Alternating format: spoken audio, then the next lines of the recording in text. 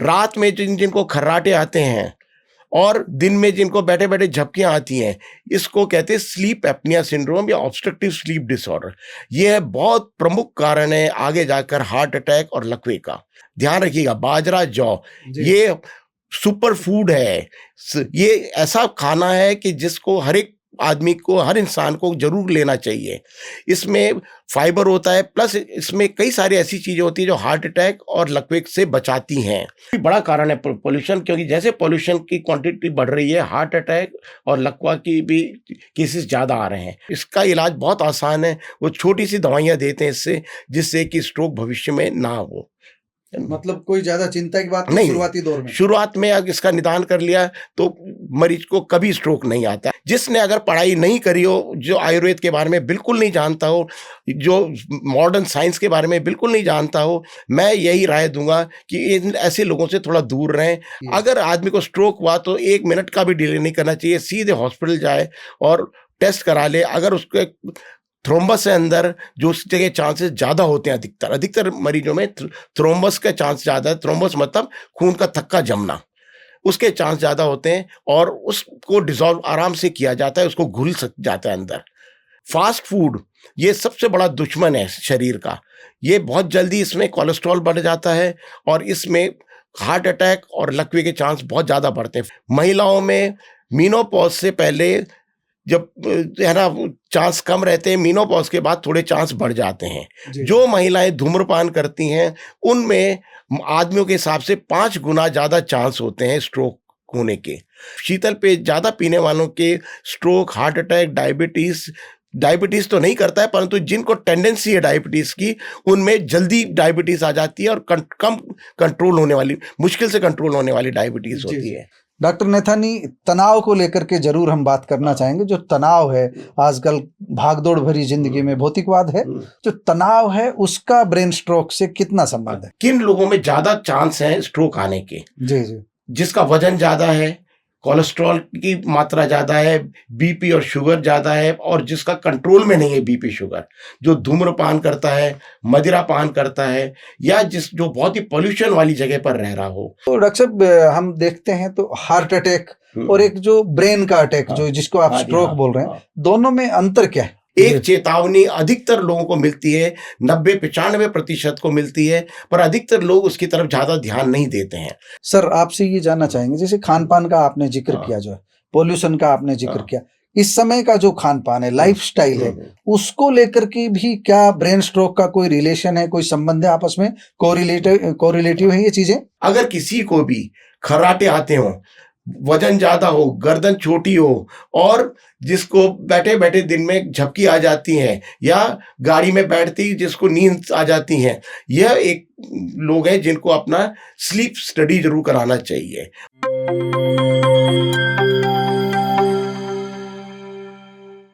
प्यारे दोस्तों, सादर अभिवादन। मैं हूं महेश कुमार वैद्य और आप देख रहे हैं एनजेपी हरियाणा। दोस्तों, आज एनजेपी के मंच पर हमारे साथ मौजूद हैं डॉक्टर राकेश नैथानी, न्यूरोलॉजी के विशेषज्ञ हैं, जाने माने विशेषज्ञ हैं। पूरे क्षेत्र में, पूरे एनसीआर में इनकी पहचान है। तो डॉक्टर नैथानी को हमने आमंत्रित किया आज स्ट्रोक के बारे में जानकारी के लिए। विश्व स्ट्रोक दिवस पर इनसे जो जानकारी हमको मिलेगी वो अपने दर्शकों तक हम पहुंचाना चाहेंगे। दर्शकों का ज्ञान अपडेट होगा तो उनको सावधान रहने में मदद मिलेगी, उनको पता लगेगा कि स्ट्रोक के क्या लक्षण हैं शुरुआती, हार्ट अटैक से स्ट्रोक किस तरह अलग है, और ये स्ट्रोक के क्या क्या शुरुआती लक्षण हो सकते हैं, और कब हमें डॉक्टर की शरण में चले जाना चाहिए। डॉक्टर नैथानी, सबसे पहले तो एनजेपी हरियाणा पर आपका स्वागत है। नमस्ते जी, धन्यवाद। तो आपने समय दिया, आपका धन्यवाद। सीधे सीधे मूल प्रश्न पर आते हैं। तो विश्व स्ट्रोक दिवस पर हमारे दर्शक ये जानना चाहेंगे कि क्या स्ट्रोक है, क्या दरअसल किस तरह की बीमारी है, इसके शुरुआती लक्षण क्या हैं, आप जरा बताएंगे। स्ट्रोक एक बहुत ही गंभीर समस्या है समाज में। यह कभी भी आ सकता है, किसी को भी आ सकता है। आश्चर्य की बात यह है कि जो काम काज करने वाले एक्टिव आदमी हैं, जो दिन रात भाग दौड़ करते रहते हैं, उन्हें भी अचानक कभी भी आ सकता है। इसमें क्या अपाहिज हो सकता है आदमी।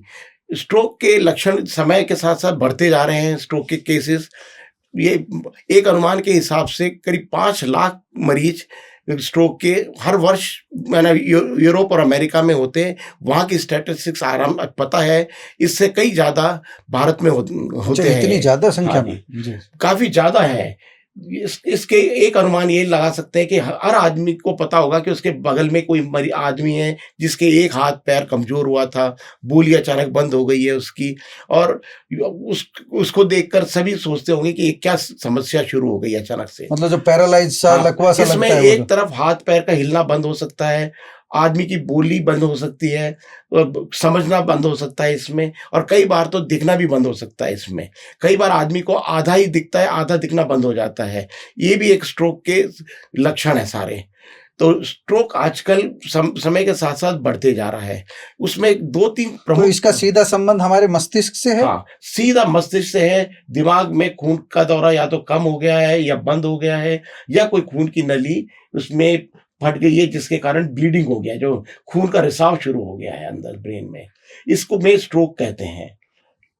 तो इसके जो लक्षण जो आते हैं, ये उस दिमाग के किस हिस्से में बीमारी है उसी हिसाब से लक्षण आते हैं। तो शुरुआत में किस तरह का, जैसे आदमी जज करे खुद को, मुझे ही जज करना हो कि मेरे कहीं स्ट्रोक तो नहीं है, स्ट्रोक आने वाला तो नहीं है, तो शुरुआती थोड़े से लक्षण जिससे डॉक्टर के पास जाकर के अपनी राय ले इसके डॉक्टर के संपर्क कर सके। मैं आपको 2 चीजें बताऊंगा। एक, किन लोगों में ज्यादा चांस है स्ट्रोक आने के। जी जी। जिसका वजन ज्यादा है, कोलेस्ट्रॉल की मात्रा ज़्यादा है, बीपी और शुगर ज़्यादा है, और जिसका कंट्रोल में नहीं है बीपी शुगर, जो धूम्रपान करता है, मदिरा पान करता है, या जो बहुत ही पॉल्यूशन वाली जगह पर रह रहा हो। पॉल्यूशन भी एक प्रमुख कारण है। अच्छा, पॉल्यूशन बड़ा कारण है इसका? हाँ, काफी बड़ा कारण है पॉल्यूशन, क्योंकि जैसे पॉल्यूशन की क्वांटिटी बढ़ रही है, हार्ट अटैक और लकवा की भी केसेस ज्यादा आ रहे हैं।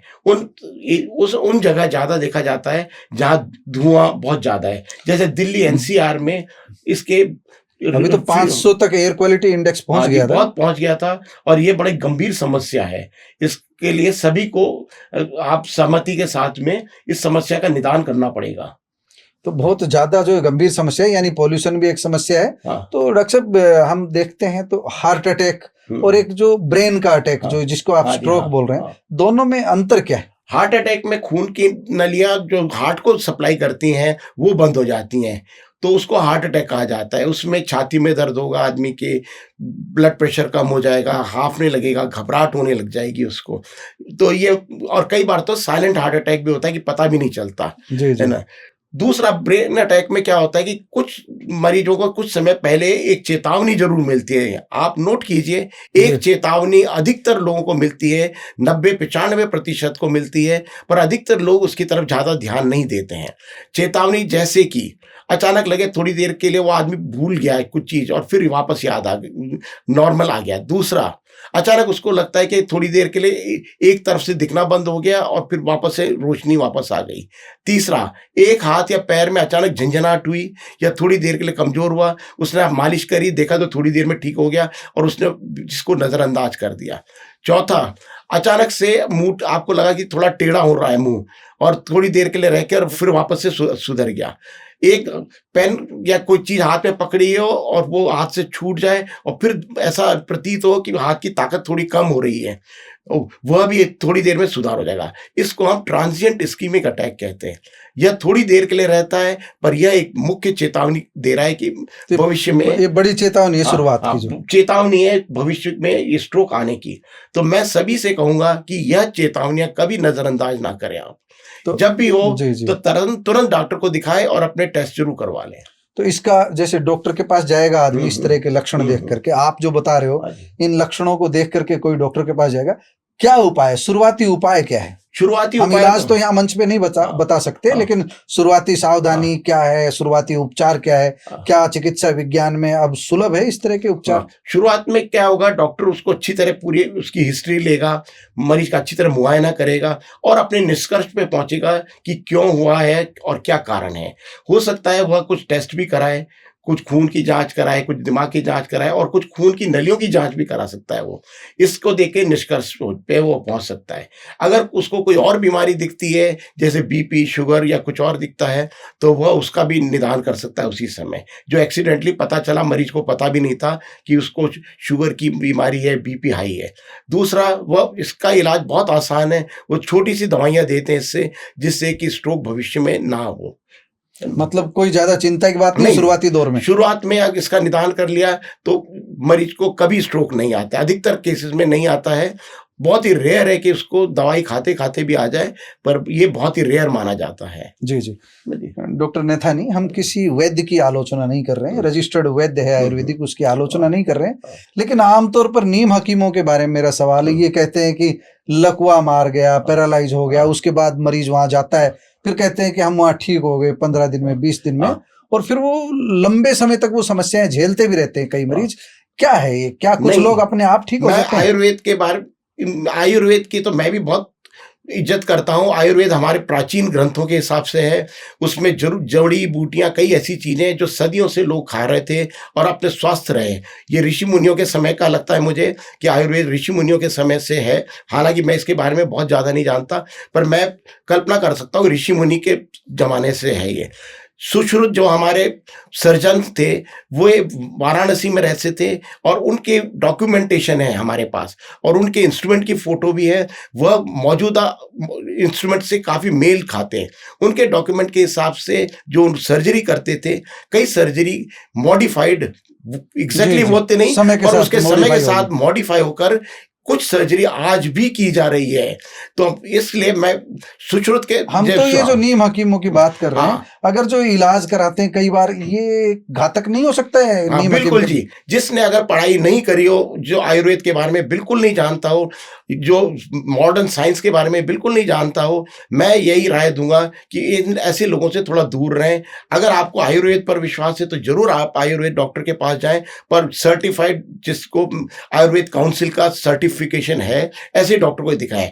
मैं जैसे कि मेडिकल काउंसिल का सर्टिफाइड डॉक्टर को ही आपको दिखाना चाहिए, उसी तरीके से आयुर्वेद काउंसिल के सर्टिफाइड आयुर्वेद आचार्य जो हैं, उन्हीं को दिखाना चाहिए आप। जी जी। डॉक्टर नेथानी, एक गोल्डन पीरियड कहलाते हैं, हार्ट वाले विशेषज्ञ जो हमारे साथ बैठते हैं कई बार बताते हैं, क्या ब्रेन का जो स्ट्रोक होता है उसमें भी कोई गोल्डन पीरियड होता है? हाँ जी, एक 3.5 घंटे का एक गोल्डन पीरियड होता है। जैसे अगर अचानक कोई थक्का जम जाए, तो जैसे हार्ट वाले उसको थ्रोम्बोलाइसिस करते हैं या स्टेंट डाल देते हैं, वैसे ही एक थ्रोम्बोलाइसिस का हमारे पास दवाई है। आते ही मरीज को जैसे अगर डिटेक्ट होता है, कुछ टेस्ट करते हैं डॉक्टर, और 3.5 घंटे के अंदर अंदर आ जाए मरीज, तो वो इंजेक्शन लगाकर उसका क्लॉट अगर ब्रेन में बन गया है तो उसको डिसॉल्व कर सकते हैं। इसके बहुत हाई चांस है कि मरीज तत्काल या थोड़ी देर में ही ठीक हो जाता है। ये मतलब डिले नहीं करना चाहिए, सीधी सीधी बात ये। अगर आदमी को स्ट्रोक हुआ तो 1 मिनट का भी डिले नहीं करना चाहिए, सीधे हॉस्पिटल जाए और टेस्ट करा ले। अगर उसके थ्रोम्बस है अंदर, जो उस जगह चांसेस ज्यादा होते हैं, अधिकतर मरीजों में थ्रोम्बस का चांस ज्यादा है। थ्रोम्बस मतलब खून का थक्का जमना, उसके चांस ज्यादा होते हैं, और उसको डिसॉल्व आराम से किया जाता है, उसको घुल जाता है अंदर। जी, है ना, ऐसे इंजेक्शन आ चुके हैं। जी डॉक्टर। एक हम सुनते हैं फास्ट, FAST करके, कोई ऐसा ट्रीटमेंट का कोई फार्मूला है इस तरह का? नहीं, फास्ट तो क्या है, या कोई विधि कुछ? नहीं, मैं सुन रहा था विधि नहीं है। फास्ट का तो एक शॉर्ट फॉर्म है कि आपको लक्षण देखने। F से मुंह टेढ़ा होना, A से आर्म, हाथ का कमजोर होना, S से कि आपके यानी स्पीच में दिक्कत है, बोलने में दिक्कत आ रही है, और T से जैसे आप लड़खड़ाने लग गए हैं। अच्छा, फास्ट की इसको फास्ट की व्याख्या है, उसको एक फास्ट वर्ड कहा जाता है। जी जी। इनके ये छोटे, ये कुछ लक्षण है ताकि आदमी को ध्यान रहे कि ये लक्षण है। वो मैं समझा चुका हूं पहले ही कि जो स्ट्रोक से पहले की चेतावनी वाले लक्षण है, ये सारे के सारे मैंने और डिटेल में समझा दिया था, आप बता दिया था। ये सारे लक्षणों पे ध्यान रखना। अगर हल्के से भी लक्षण आते हैं तो ये आपका गोल्डन चांस है कि आप ना कब इस बीमारी से इलाज हो जाएगा और आप इस बीमारी से दूर रहेंगे, ये बीमारी होने से दूर रहेंगे आप। जी जी। सर, आपसे ये जानना चाहेंगे, जैसे खान पान का आपने जिक्र किया, जो है पोल्यूशन का आपने जिक्र किया, इस समय का जो खान पान है, लाइफस्टाइल है, उसको लेकर के भी क्या ब्रेन स्ट्रोक का कोई रिलेशन है, कोई संबंध है आपस में, कोरिलेटिव है ये चीजें? हाँ जी, बिल्कुल है जी। जी। खान पान का क्या, समय के साथ साथ हमारे भारत में खान पान काफी बदलाव आ गया है। पहले जमाने में क्या था कि खान पान में साधारण खाना खाते थे, घर का खाना था, वो सब्जी उगाई जाती थी, सब्जियों पर जोर था, बाजरा, जौ, ध्यान रखिएगा, बाजरा, जौ, जी। ये सुपर फूड है। ये ऐसा खाना है कि जिसको हर एक आदमी को, हर इंसान को जरूर लेना चाहिए।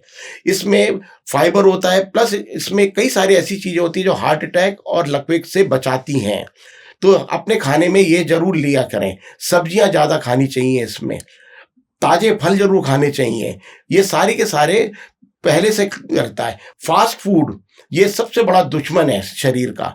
ये बहुत जल्दी इसमें कोलेस्ट्रॉल बढ़ जाता है और इसमें हार्ट अटैक और लकवे के चांस बहुत ज्यादा बढ़ते हैं। फास्ट फूड से तो बचना ही चाहिए जी। बिल्कुल जी, जितना हो सके फास्ट फूड से दूर ही रहें, तो मैं यही एडवाइस दूंगा। बच्चों को अभी से दूर रखें फास्ट फूड से। दूसरा, फिजिकल एक्टिविटी, समय के साथ साथ फिजिकल एक्टिविटी कम होते जा रही है। पहले आदमी पैदल जाता था एक जगह से दूसरी जगह, साइकिल से जाता था, पर अब थोड़ी से है ना जगह भी लोग गाड़ियों से जाते हैं, बाइक से जाते हैं। तो ये भी एक प्रमुख कारण है, फिजिकल एक्टिविटी कम हो गई। तीसरा, मोटापा एक प्रमुख कारण है। वजन घटाना बहुत जरूरी है सबको। इसके लिए सबसे बढ़िया एक्सरसाइज करते रहना चाहिए और फिजिकली एक्टिव जरूर रहना चाहिए। एक कारण में बहुत ध्यान से सुनिए सबके सब, रात में जिनको खर्राटे आते हैं और दिन में जिनको बैठे बैठे झपकियां आती हैं, इसको कहते हैं स्लीप एप्निया सिंड्रोम या ऑब्स्ट्रक्टिव स्लीप डिसऑर्डर। यह बहुत प्रमुख कारण है आगे जाकर हार्ट अटैक और लकवे का। इसमें इन मरीजों में हार्ट अटैक और लकवा ज्यादा देखा जाता है। अगर किसी को भी खर्राटे आते हों, वजन ज्यादा हो, गर्दन छोटी हो और जिसको बैठे बैठे दिन में झपकी आ जाती है या गाड़ी में बैठते ही जिसको नींद आ जाती है, यह एक लोग हैं जिनको अपना स्लीप स्टडी जरूर कराना चाहिए और इसका अपने डॉक्टर से परामर्श करना चाहिए कि इसके लिए क्या उपाय हैं। तो बहुत सारे लोग आ जाएंगे आपके पास कराने। बिल्कुल जी, ये स्ट्रोक का इसको मैं पहले ही राय दे रहा हूं कि इसको नजरअंदाज ना करें कोई भी। अच्छा डॉक्टर साहब, एक बात बताइए, जो आयु वर्ग के हिसाब से हम देखें तो जो स्ट्रोक की जो समस्या है वो बुजुर्गों में ज्यादा है, महिलाओं में ज्यादा है, युवाओं में ज्यादा है? किस तरह की कैटेगरी के मरीज, आयु वर्ग के मरीज और लिंग के हिसाब से किस तरह के मरीज? स्ट्रोक के चांसेस जो धूम्रपान या मदिरापान करते हैं इन लोगों में ज्यादा देखा जाता है, पहला तो। दूसरा, आयु के हिसाब से जैसे जैसे उम्र बढ़ती है इसके चांस बढ़ते जाते हैं। महिलाओं में मीनोपॉज से पहले जब है ना चांस कम रहते हैं, मीनोपॉज के बाद थोड़े चांस बढ़ जाते हैं। जो महिलाएं धूम्रपान करती हैं उनमें आदमियों के हिसाब से 5 गुना ज्यादा चांस होते हैं स्ट्रोक होने के। बच्चों में स्ट्रोक आजकल बहुत ज्यादा देखा जा रहा है, जैसे हार्ट अटैक बच्चों में भी, यंग एज में, टीनेजर्स में देखा जा रहा है। स्ट्रोक भी बहुत जल्दी आजकल देखा जा रहा है। उसका प्रमुख कारण है ये समस्या है जो हमारे खान पान है, जीवन शैली, चिकित्सा, जो जीवन का तरीका हम जी रहे हैं, फिजिकल एक्टिविटी नहीं कर रहे हैं, ये एक प्रमुख कारण है इसमें। बच्चों में और युवा वर्गों में भी काफी ज्यादा देखा जा रहा है स्ट्रोक आजकल, जो कि पहले जमाने में नहीं देखा जाता था। पहले केवल बुजुर्गों की ही बीमारी मानी जाती थी, पर अब ये एज नीचे की तरफ जा रही है, छोटी एज में भी देखा जा रहा है, उम्र में भी। सीधा सीधा खान पान का, पर्यावरण प्रदूषित, पर्यावरण, खान पान, रहने का तरीका, कोल्ड ड्रिंक्स ज्यादा पीते हैं बच्चे, यह भी बदली है, लाइफस्टाइल बदली है सारी। कोल्ड ड्रिंक्स जो लेते हैं, जो शीतल पेय पदार्थ जितने भी हैं, सारे हानिकारक हैं। इससे जितना दूर रहा जाए उतना अच्छा है। बड़ी बात कही है डॉक्टर साहब ने, शीतल पेय पदार्थों से बचा जाए उतना बचना चाहना चाहिए। जो शीतल पेय लेने से 2-3 चीज होती हैं, इसमें कई केमिकल होते हैं, वे नुकसान कर सकते हैं, ब्रेन पर असर करते हैं, साइकोलॉजिकल डिफेक्ट करते हुए हमने देखा गया है इसमें। प्लस इसके हैबिट फॉर्मिंग भी है ये, जिसकी आदत पड़ जाती है। इसमें शीतल पेय ज्यादा पीने वालों के स्ट्रोक, हार्ट अटैक, डायबिटीज तो नहीं करता है, परंतु जिनको टेंडेंसी है डायबिटीज की, उनमें जल्दी डायबिटीज आ जाती है और कम कंट्रोल होने वाली, मुश्किल से कंट्रोल होने वाली डायबिटीज होती है। डॉक्टर नेथानी, तनाव को लेकर के जरूर हम बात करना चाहेंगे। जो तनाव है आजकल भागदौड़ भरी जिंदगी में भौतिकवाद है, तो इसमें लोगों के पास काम ज्यादा है, वर्कलोड बहुत ज्यादा है, ऑफिस में जो काम करते हैं उन पर तनाव है, बॉस का तनाव है, बॉस की डांट है, महिलाओं में भी जो ज्यादा तनाव बढ़ रहा है बच्चों के एजुकेशन को लेकर के, मतलब कामकाज जो नए तरीका जो बढ़ गया है, जो तनाव है उसका ब्रेन स्ट्रोक से कितना संबंध है? तनाव का ब्रेन स्ट्रोक से बहुत ज्यादा संबंध है। तनाव के कारण दो प्रमुख चीजें होती हैं जो अंदर फिजियोलॉजी बचाव का उपाय भी साथ साथ बताएंगे जो फिजियोलॉजी, हाँ बिल्कुल जी, मैं सारा समझाऊंगा। अंदर की फिजियोलॉजी बदल जाती है इंसान की, एड्रेनलिन, कैटाकोलामिन रिलीज होने लग जाता है ज्यादा। ये दोनों बीपी बढ़ाता है, किडनी पर जोर डालता है, और बीपी बढ़ने से खून की नलियों पे जोर पड़ता है। स्ट्रोक में खून की नलियों की बीमारी होती है जिसमें थक्का जमता है। जैसे उस पर जोर ज्यादा पड़ेगा तो ये है ना, इस स्ट्रोक के चांस बढ़ते हैं। कैटाकोलामिन से कोलेस्ट्रॉल रिलीज होने लग जाता है और कोलेस्ट्रॉल डिपॉजिट के चांसेस बढ़ जाते हैं। तो तनाव के प्रमुख कारण है, एक बहुत बड़ा प्रमुख कारण है तनाव। इसमें ब्रेन हेमोरेजेस बहुत देखा जाता है, इवन स्ट्रोक भी काफी ज्यादा देखा जाता है। इससे निदान का सबसे प्रमुख कारण है कि आप जब भी कुछ भी कार्य करें थोड़ा सा रिलैक्स हो जाया करें, थोड़ी देर के लिए लंबी सांस लें, पानी पी लिया करें बीच बीच में। अच्छा, क्योंकि ऑफिस में तो आप जा नहीं सकते, पर जैसे घर में आए एक्सरसाइज जरूर करें। योगासन स्ट्रेचिंग एक्सरसाइज होती है, ये जरूर करें। मैं हर एक से राय देता हूं कि योगासन जरूर करना चाहिए, चाहे 10 मिनट के लिए करें, 15 मिनट के लिए करें, आधा घंटा के लिए करें, पर जरूर करना चाहिए। जब भी समय मिले जरूर करें, थोड़ी देर के लिए करें। इससे आपका शरीर भी दुरुस्त रहता है, मानसिक रूप से भी आप रिलैक्स रहते हैं, प्लस थोड़ी सी आपको मांसपेशियों का खिंचाव कम हो जाता है इससे। जी जी, धन्यवाद डॉक्टर साहब। आपने डॉक्टर राकेश नेथानी की बातें सुनी, प्रोफेसर हैं डॉक्टर साहब। डॉक्टर राकेश जी ने बहुत कीमती बातें आपको बताई है। उम्मीद करूंगा कि सारी बातें आपके काम आएंगी। सीधी सीधी बात है, अगर हम सारांश की बात करें, शुगर, उच्च रक्तचाप और कोलेस्ट्रॉल को कम रखना है, दायरे में रखना है, अपना लाइफस्टाइल बदलना है, खान पान में बड़ा बदलाव करना है, योग और व्यायाम की तरफ ध्यान देना है। तनाव भी जिंदगी में बहुत बड़ा कारण है जो स्ट्रोक का कारण बन रहा है। पर्यावरण प्रदूषण भी एक बड़ा कारण है, इसलिए हवा को भी प्रदूषण से बचाना है, खान पान भी अच्छा करना है। चुनौतियां बड़ी हैं, डॉक्टर राकेश नेथानी की सलाह भी बड़ी है। देखते हैं आप किस तरह इनकी पालना करते हैं। आपका बहुत बहुत धन्यवाद डॉक्टर राकेश। नमस्कार।